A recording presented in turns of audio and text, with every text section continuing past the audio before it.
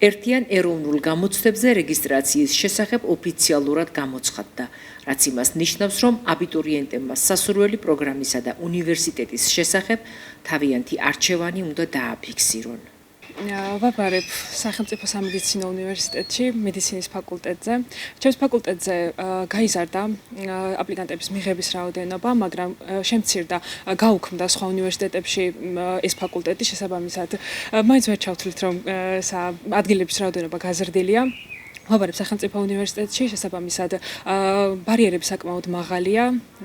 ვემზადები აქტიურად, ყოველდღიურად 4 საგანში და იმედი მაქვს, რომ რა თქმა უნდა მოვხვდები უნივერსიტეტში, სადაც მინდა, როგორც მინდა. ნერვიულობით არ ნერვიულობ, რადგან მთელი ბავშვობა ვიცოდი, რაზედაც ვაბარებდი, ამისთვის ვემზადებოდი და შესაბამისად მზაობა მაქვს, მასწავლებლებიც რა თქმა უნდა მეხმარებიან, 4 მასწავლებელთან ვემზადები და დიდი იმედი მაქვს, რომ ჩემი ოცნება ახდება.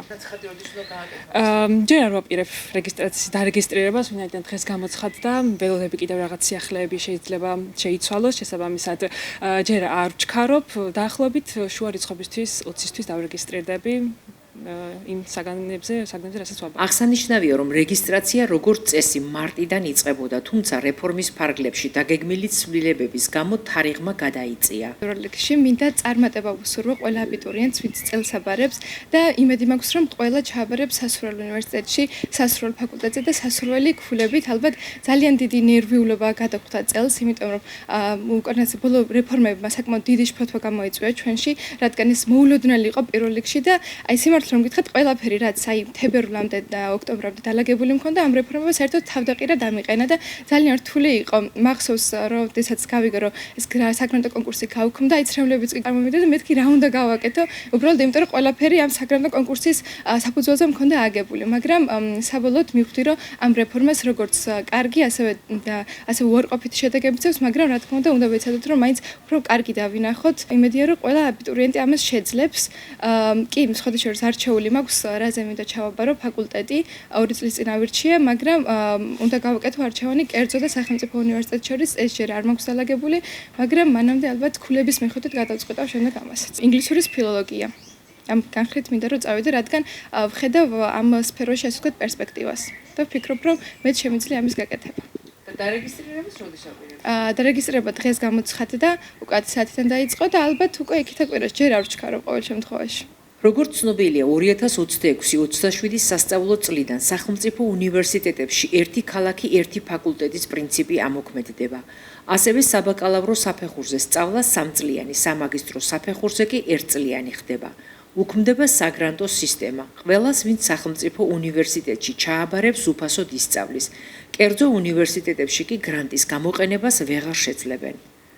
როგორც შეფასებისა და გამოცდების ეროვნული ცენტრის მიერ გავრცელებულ ინფორმაციაშია აღნიშნული, 2026 წლის ერთიანი ეროვნული და საერთო სამაგისტრო გამოცდებისთვის რეგისტრაციის გავლა აპლიკანტებს ვებგვერდზე ონლაინ ნაისჯი 11 მაისის 18 საათამდე შეუძლიათ.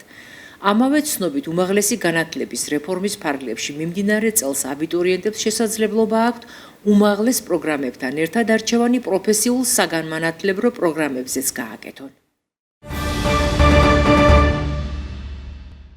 ვნების შვიდეული დაიწყო. ვნების შვიდეული აღდგომის წინამარხვას ეწოდება და ქრისტეს ამქვეყნიური ცხოვრების უკანასკნელ დღეებს, მაცხოვრის ჯვარცმას და შემდეგ ქრისტეს აღდგომისთვის მზადებას ეძღვნება. ამ დღეებში მორწმუნეები შეძლებისამებრ მკაცრად მარხულობენ, ტაძრებში კი განსაკუთრებული მსახურება სრულდება. ვნების შვიდეულის სამშაბათს 7 აპრილს ხარების დღესასწაული აღინიშნება. დიდი ოთხშაბათი იუდას მიერ იესო ქრისტეს გაცემის დღეა. შვიდეულის ხუთშაბათს, ანუ დიდ ხუთშაბათს ეკლესიაში სადღესასწაულო წირვა სრულდება. ამ დღეს იესო ქრისტემ თავისი 12 მოწაფე აზიარა და ამით ზიარების საიდუმლო დააწესა. დიდ ხუთშაბათს ასევე სრულდება ფეხტბანის რიტუალი. დიდი პარასკევი, ანუ წითელი პარასკევი წლის განმავლობაში ყველაზე მძიმე დღეა. ამ დღეს უფლის ჯვარცმა მოხდა. დღის 2 საათზე ეკლესიაში გარდა მოხსნის გადმოსვენება, იესო ქრისტეს სხეულის ჯვრიდან გადმოხსნის რიტუალი სრულდება, ხდება დატირება და სპეციალური საგალობლები სრულდება. ვნების შვიდეულის შაბათს, დიდ შაბათს კი დილით ადრე ეკლესიის გარშემო გარდამოხსნის შემოტარება სრულდება, რის შემდეგადაც მას შუა ტაძარში დაასვენებენ. ეს რიტუალი უფლის წმინდა სხეულის ჯვარცმის ადგილიდან მისთვის გამზადებულ საფლავში გადმოსვენებას აღნიშნავს.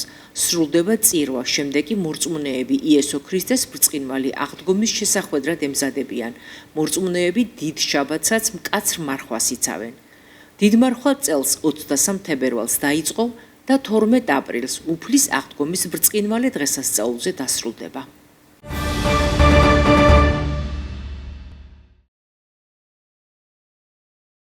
ვფიქრობ, რომ ძალიან მნიშვნელოვანი თანამშრომლობაა ეს თანამშრომლობა, ვინაიდან ისეთ მნიშვნელოვან სამიზნეებზე არიან ორიენტირებული, რომელიც საქართველოსთვის განსაკუთრებულად მნიშვნელოვან პრიორიტეტებს წარმოადგენს. მათ შორის უნდა დავასახელოთ, რა თქმა უნდა, იგივე დემოგრაფიასთან დაკავშირებული საკითხები. ეს უკავშირდება მათ შორის ისეთ საკითხებს, როგორიც არის განსაკუთრებულად მნიშვნელოვანი, მაგალითად, დედათა და ბავშვთა სიკვდილიანობასთან ბრძოლა, ეს არის განსაკუთრებულად საყურადღებო პრიორიტეტი.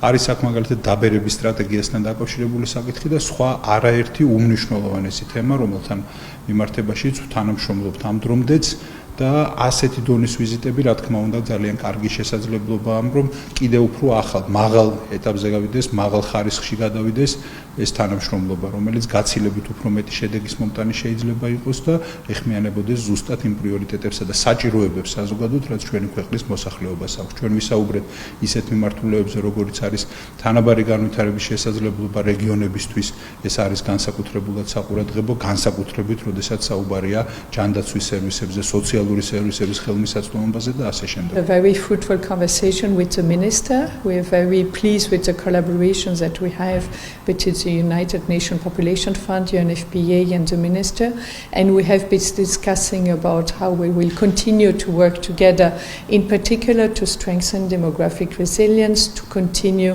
to support the country in progressing in reproductive health, in preventing violence against women. So those were some of the topics that we've been discussing, and as UNFPA we're very much committed to continue to support the minister and the country to advance on those important.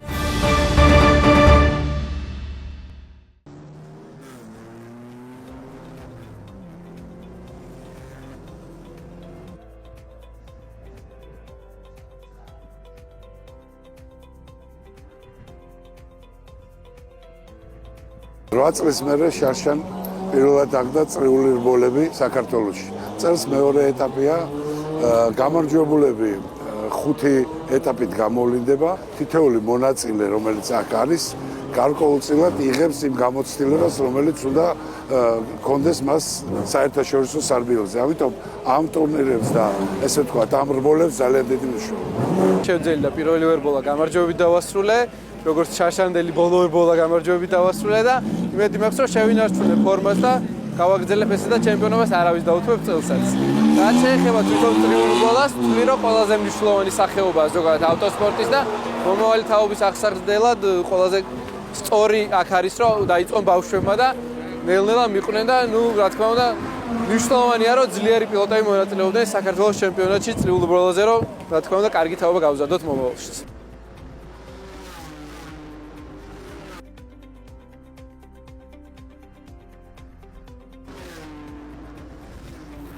დასრულდა საქართველოს ჩემპიონატის პირველი ეტაპი. მშვენიერი რბოლა გამოგვივიდა, ბევრი ინციდენტი ჰქონდა.